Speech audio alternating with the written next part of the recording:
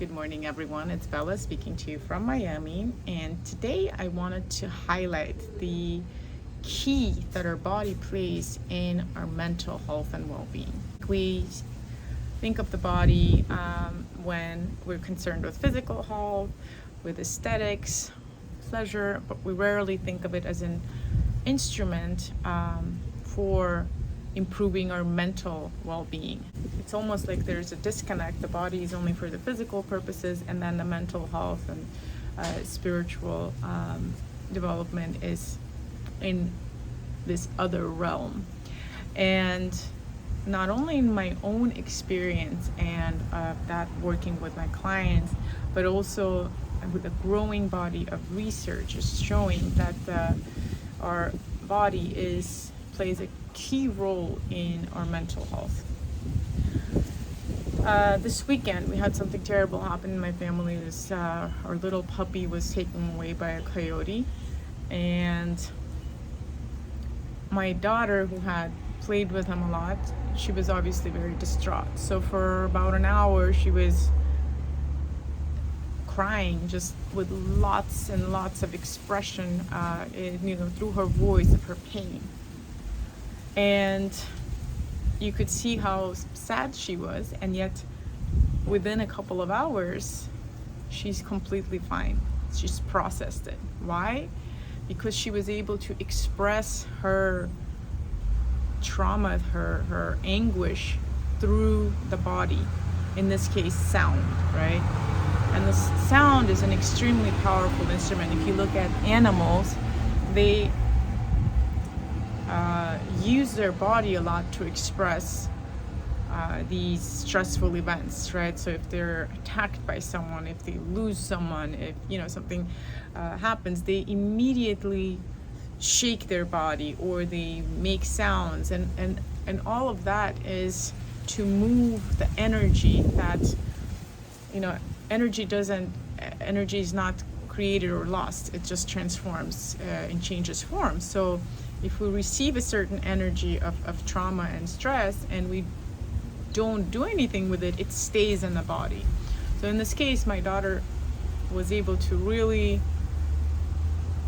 allow that energy to move through her and be transformed into sound. My parents, on the other hand, I doubt that they did that, and I have a feeling they're going to deal with this for much longer. Obviously they also saw it happen in front of their eyes, but I think in general, as adults, we don't allow ourselves to express our emotions, and especially the quote-unquote negative ones, and they really get stuck. Now, it's also important to understand the importance of expressing the positive emotions too, right? To enhance our vitality.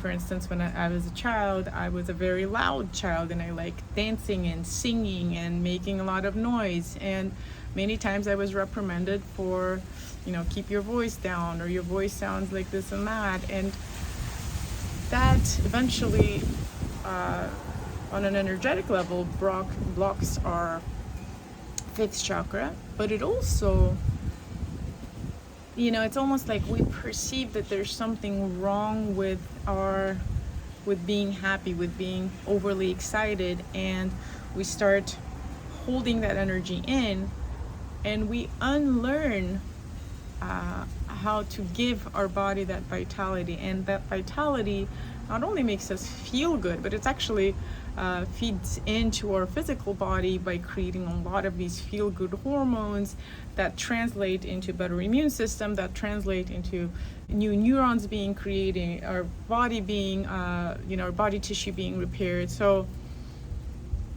both feeling good and allowing that to take your body over, from singing and laughing hysterically and expressing your pleasure in bed, and all of those things are part of our vitality. And if we suppress them and don't allow them to be expressed in a full fashion, we are actually subtracting from our vitality, and then we go to the store to buy all these pills and all these substitutes for that vitality, when we have simply blocked it in the body.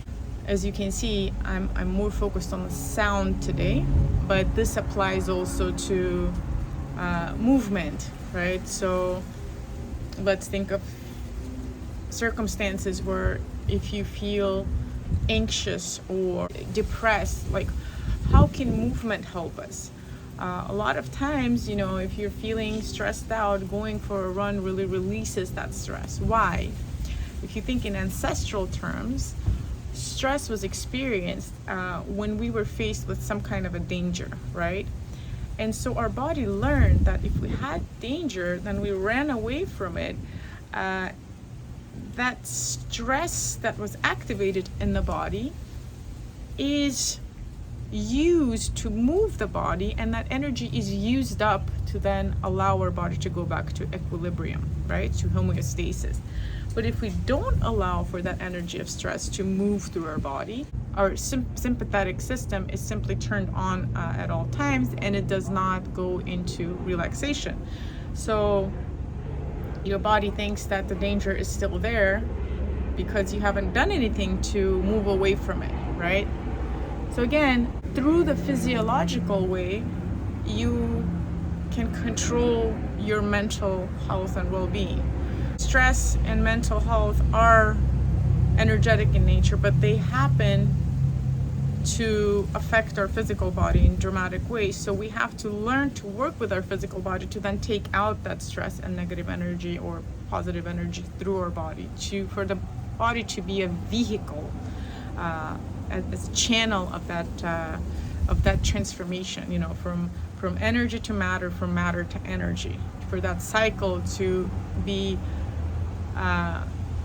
never ending, and in that always allowing life to happen to us. So again, going back to the wild animals, if you see them, they don't store any of this, right? Granted, they don't have a neocortex, but so everything that happens is processed immediately, right, and through their body. So we have that body, we have that animal body at our disposal, but we don't use it very much.